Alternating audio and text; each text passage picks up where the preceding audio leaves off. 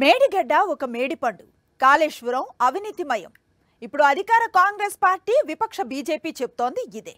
ఆ ఇద్దరి టార్గెట్ ఒక్కటే. అధికారంలోకి వచ్చి రాగానే కాంగ్రెస్ ప్రభుత్వం వాటర్ ప్రాజెక్టులపై ఫోకస్ పెట్టింది. ఆ ప్రాజెక్టుల పరిశీలనలు, ఆ ప్రాజెక్టులపై పవర్ పాయింట్ ప్రెజెంటేషన్లు కూడా చకచకా జరిగిపోయాయి. జ్యుడిషియల్ ఎంక్వైరీ దిశగా ప్రభుత్వం అడుగులు కూడా వేస్తోంది. ఇలాంటి సమయంలో ఇటు అధికార కాంగ్రెస్, అటు విపక్ష బీజేపీ మధ్య ఒక కొత్త అంశం ఆసక్తికరంగా మారింది. కేవలం మేడిగడ్డపైన ఎందుకు విచారణ కోరుతున్నారు? కాళేశ్వరం అవినీతిని ఎందుకు పక్కకు పెట్టేస్తున్నారు? ఇది తెలంగాణ బీజేపీ అడుగుతున్న ప్రశ్న.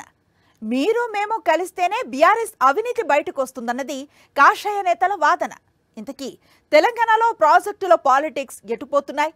జ్యుడిషియల్ విచారణలు ఈ రాజకీయాలను ఏ మలుపు తిప్పనున్నాయి? తెలంగాణ రాజకీయం రాను రాను మంచి రసవత్తరంగా మారుతోంది. ప్రాజెక్టు పాలిటిక్స్ మంచి హీట్ పుట్టిస్తున్నాయి. కాళేశ్వరం ప్రాజెక్టు నిర్మాణ లోపాలు, మేడిగడ్డ బ్యారేజీ కుంగడం, అన్నారం బ్యారేజీ లీకేజీలపై ఓ రేంజ్ లో రచ్చ నడుస్తోంది.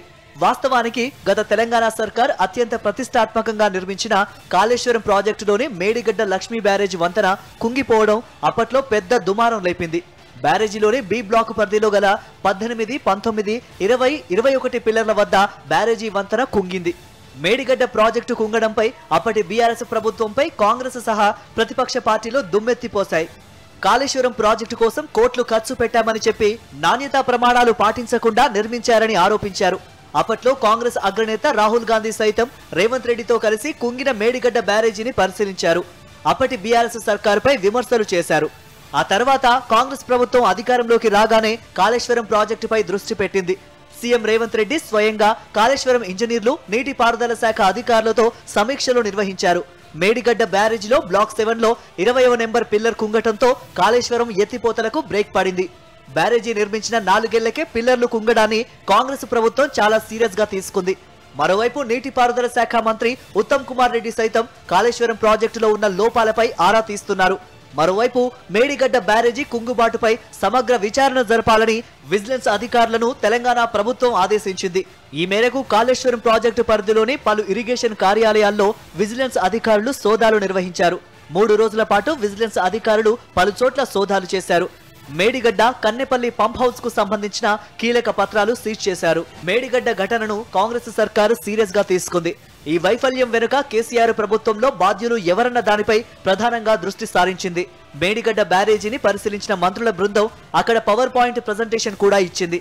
ఈ క్రమంలో విజిలెన్స్ విచారణ చేయడం ఆసక్తికరంగా మారింది. మరోవైపు తెలంగాణ హైకోర్టు సీజేకి రాష్ట్ర ప్రభుత్వం లేఖ రాసింది. మేడిగడ్డపై జ్యుడిషియల్ ఎంక్వైరీకి సిట్టింగ్ జడ్జిని కేటాయించాలని రేవంత్ సర్కార్ లేఖలో కోరింది. మేడిగడ్డ పిల్లర్లు కుంగడంపై సిట్టింగ్ జడ్జితో విచారణ జరిపిస్తామని సీఎం రేవంత్ ఇప్పటికే ప్రకటించారు. ఇదంతా ఇలా ఉంటే మరోపక్క ఇదే ఇష్యూపై బీజేపీ కొత్త వాదన వినిపిస్తోంది. కాళేశ్వరం ప్రాజెక్టుపై విచారణ చేయాలని కాంగ్రెస్ ఎందుకు కోరడం లేదు? కేవలం మేడిగడ్డపైనే ఎందుకు విచారణ కోరింది? ఇది బండి సంజయ్ సూటిగా వేసిన ప్రశ్న. మీరు మేము ఇద్దరం కలిస్తేనే బీఆర్ఎస్ అవినీతి బయటకు వస్తుందన్నది ఆయన చెబుతున్న మాట. బీఆర్ఎస్ కు బీజేపీ బి టీం అయితే ప్రాజెక్టుల నిర్మాణంలో జరిగిన అవినీతిపై తామెందుకు సిబిఐ విచారణ కోరుతున్నామన్నది కూడా బండి సంజయ్ వేస్తున్న ప్రశ్న. కాంగ్రెస్ తీరు బీఆర్ఎస్ నేతల అవినీతిని కప్పిపుచ్చేలా ఉందన్నారు.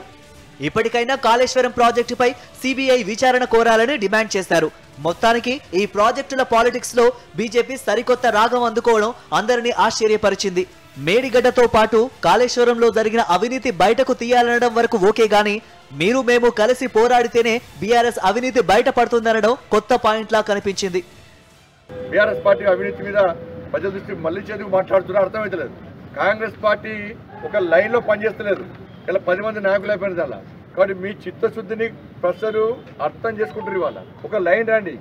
కేంద్రంలో బీఆర్ఎస్ పార్టీ అవినీతి మీద మేము విచారణ చేయడానికి కేంద్ర ప్రభుత్వం సిద్ధంగా ఉంది. కాబట్టి మీరు మేము కలిస్తే కదా బీఆర్ఎస్ పార్టీ అవినీతి బయటపడ్డది.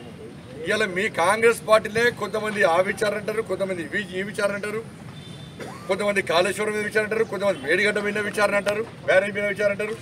కానీ ద్వంద్వ విధానాలు పక్కబెట్టి మీరు మేము కలిసి బీఆర్ఎస్ పార్టీ అవినీతి మీద విచారణ జరిపి బీఆర్ఎస్ పార్టీ బండారాన్ని బయటపడితే ప్రజలకు వాస్తవాలు చెప్పే ప్రయత్నం చేస్తే ప్రజలు హర్షిస్తారు. టోటల్ గా తెలంగాణలో ప్రాజెక్టు పాలిటిక్స్ హీట్ ఎక్కుతున్నాయి. ఇటు ప్రభుత్వం విచారణలు జరుపుతూ ఉంటే అటు బీజేపీ పోటీ పడి మరిన్ని విచారణలకు డిమాండ్ చేస్తోంది. మధ్యలో బీఆర్ఎస్ మాత్రం అన్ని పరిణామాలను నిశితంగా గమనిస్తూ వస్తోంది.